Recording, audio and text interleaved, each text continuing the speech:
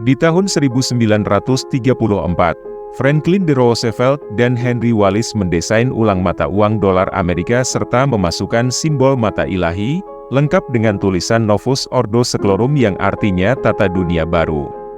Di satu sisi simbol ini selalu dikaitkan dengan Freemasonry ataupun Illuminati, yang merupakan organisasi persaudaraan rahasia yang berisi para elit global.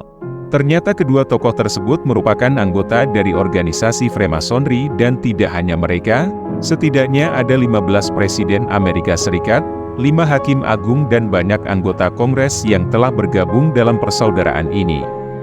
Sepak terjangnya bisa kita lihat pasca Perang Dunia Pertama, di mana mereka telah memainkan konspirasi dan provokasi untuk memperpanjang durasi perang, demi menumpahkan darah dan menghancurkan Kekaisaran Jerman, Rusia dan Austria, untuk membangun dominasi Yahudi dengan mendirikan negara demokrasi konstitusional. Jika membaca sejarahnya di internet, ini bukanlah organisasi baru melainkan organisasi penerus yang memiliki visi misi yang sama dari organisasi terdahulu, hanya saja berbeda dari nama. Organisasi ini dalam membangun komunikasinya dengan para anggota ataupun pihak luar, adalah dengan cara menggunakan simbol-simbol visual. Seperti simbol persegi dan kompas yang melambangkan moralitas, simbol sarang lebah yang dikatakan melambangkan kerja sama antar anggota, dan simbol mata yang melihat segalanya, yang melambangkan pengawasan abadi Tuhan. Para penganut teori konspirasi memiliki spekulasi bahwa kelompok ini mempunyai kekuasaan dan keuangan internasional sehingga mereka mampu mengendalikan pemimpin negara, menciptakan perang dan bertanggung jawab atas pembunuhan besar-besaran. Menurut Asosiasi Layanan Masonik Amerika Utara, terdapat sekitar 898.000 Freemason di AS pada tahun 2020, dan diperkirakan ada 6 juta Freemason di seluruh dunia. Kerahasiaan Freemason diduga mengintai di balik segala hal, mulai dari pembangunan ibu kota negara Indonesia hingga kasus pembunuhan John F. Kennedy. Anggota persaudaraan Masonik yang penuh teka-teki ini mencakup para politisi terkemuka, para founding fathers dan para raksasa bisnis. Di zaman modern kaum Mason dikenal suka menyumbangkan jutaan dolar untuk amal. Tapi siapakah Freemason dan apa yang mereka perjuangkan?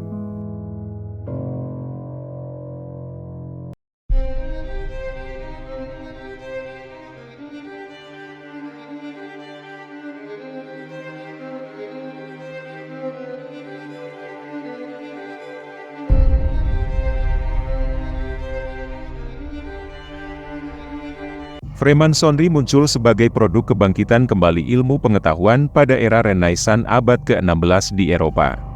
Gerakan ini muncul sebagai reaksi atas kesewenang-wenangan Gereja Katolik, yang melakukan kontrol total atas kehidupan manusia. Tujuan Freemasonry pada awalnya ialah untuk menentang Gereja Katolik, dengan cara mengaburkan makna kehidupan beragama dengan menafikan kebenaran mutlak ajaran gereja. Dengan semboyan semua agama itu benar, karena semuanya menyeru kepada kebenaran dan kebaikan. Sebagai sebuah organisasi rahasia, anggota Freemasonry akan sangat sulit untuk diketahui oleh publik. Para anggotanya berasal dari keluarga super kaya, super kuasa di dunia, di mana mereka umumnya tidak tersentuh oleh hukum, dan selalu menghindari penampilan di depan publik. Sebagian besar dari mereka tidak pernah masuk daftar orang paling kaya di dunia versi majalah Forbes, atau versi media lain. Salah satu tokoh terkenal yang menjadi anggota Freemason adalah George Washington, Presiden pertama Amerika Serikat yang berpangkat Master Mason pada 4 Agustus 1753. Gelar yang didapatnya ini merupakan level tertinggi di tingkat dasar keanggotaan Freemason. Bagi Washington, bergabung dengan Freemason adalah ritual peralihannya pada pribadi baru, yang semakin bertanggung jawab pada posisinya sebagai warga sipil. Setelah memegang posisi Master Mason, George Washington berkesempatan melanjutkan perjalanan kemasonikannya, dengan menjalani serangkaian ritus tambahan untuk mencapai derajat yang semakin tinggi.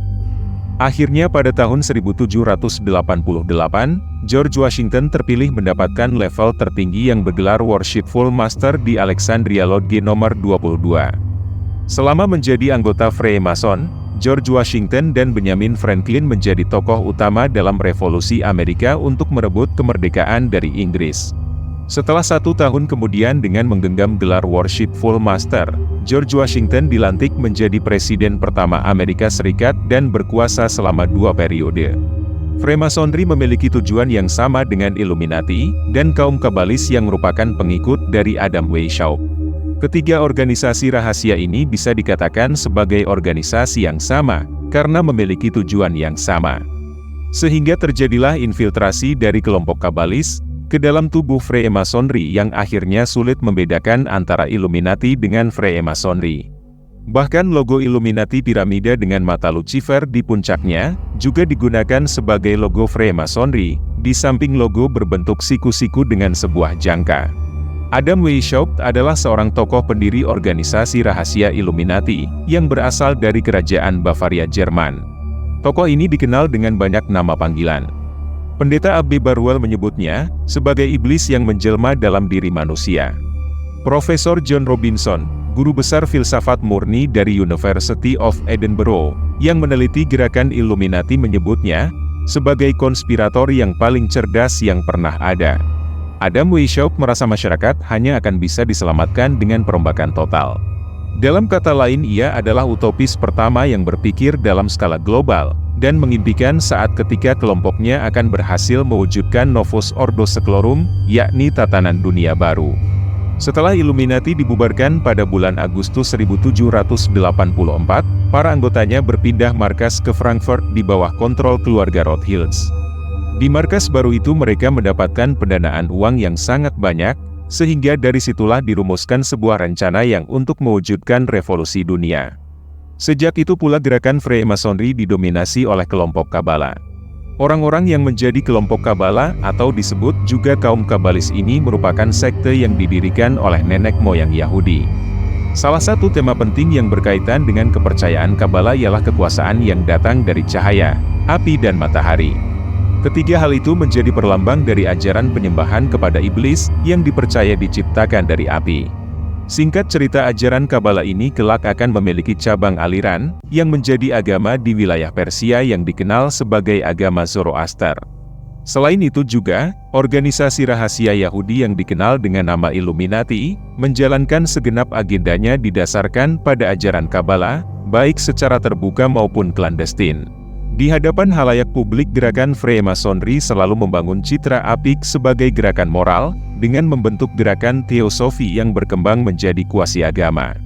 Serta gerakan kontradiksinya The Free Thinkers atau para pemikir bebas, yang secara jelas menyatakan diri sebagai gerakan ateisme. Sementara itu, paham teosofi mulai masuk ke Hindia Belanda pada tahun 1901, yang kemudian diikuti oleh gerakan The Freethinkers dan Schneefeld yang membawa paham komunis. Pendirian berbagai organisasi pro bono tersebut bertujuan untuk meruntuhkan landasan moral masyarakat, melakukan penyebaran pemikiran yang bertujuan untuk mengacaukan akidah dan dengan itu menimbulkan konflik-konflik di dalam masyarakat. Untuk menutupi tujuan itu, Freemasonry di kemudian hari mendirikan perkumpulan yang terselubung seperti The Rotary Club, The Lions, serta LSM-LSM yang bergerak di bidang politik, hukum, lingkungan hidup dan sebagainya. Pada pertengahan kedua abad 19 setelah mengkonsolidasikan cengkeraman atas keuangan sebagian besar dari negara-negara Eropa, para bankir Yahudi mulai bekerja memperluas lingkungan pengaruhnya ke ujung-ujung dunia dalam rangka persiapan mereka melakukan serangan terhadap Amerika Serikat. Pada dasawarsa pertama abad ke-20, agenda mereka kian nyata dalam rangka mencapai tujuan untuk mendominasi dunia. Mereka merekayasa serangkaian perang dunia, dengan tujuan untuk mengikis dunia lama dan membangun suatu tata dunia baru. Rencana tersebut digariskan dengan sangat rinci oleh Albert Pike, seorang tokoh puncak Freemasonry di Amerika Serikat. Dalam salah satu suratnya kepada Giuseppe Mazzini tanggal 15 Agustus 1871, Albert Pike menguraikan rancangan kelompok Freemasonry yang kedengarannya nyaris tidak masuk akal. Dalam surat yang ditulis pada penghujung abad ke-19 itu, Pike menyatakan bahwa Perang Dunia Pertama diagendakan pada awal abad ke-20, yang dirancang untuk menghancurkan kekaisaran Rusia dan menempatkan negeri yang luas itu ke bawah kekuasaan para agen Freemasonry. Rusia yang baru itu akan dijadikan momok untuk mencapai tujuan-tujuan Freemasonry ke seluruh penjuru dunia. Setelah sukses dengan Perang Dunia Pertama, selanjutnya para agen Freemasonry merancang Perang Dunia Kedua yang dijadwalkan terjadi pada pertengahan abad ke-20, dengan cara manipulasi perbedaan yang ada antara kaum nasionalis Jerman dan politisi Zionis. Dari perang ini diharapkan dapat menghasilkan perluasan pengaruh Uni Soviet dan berdirinya negara Israel di Palestina. Setelah Perang Dunia Pertama dan Kedua selesai, kini kita berada di fase Perang Dunia Ketiga di mana tanda-tandanya sudah sangat dekat. Dari mulai konflik Rusia-Ukraina, perang antara Hamas dengan Israel, dan perseteruan antara negara-negara Arab, serta yang terbaru adalah konflik Iran dengan Israel. Menurut para agen Freemason Perang Dunia Ketiga, direncanakan akan dilaksanakan pada awal abad ke-21 yang bersumber dari berbagai bentuk perbedaan, yang menghasilkan kekacauan dan konflik oleh agen-agen Freemasonry, antara kaum Zionis dengan bangsa-bangsa Arab. Konflik tersebut direncanakan akan menimbulkan pergolakan di seluruh dunia.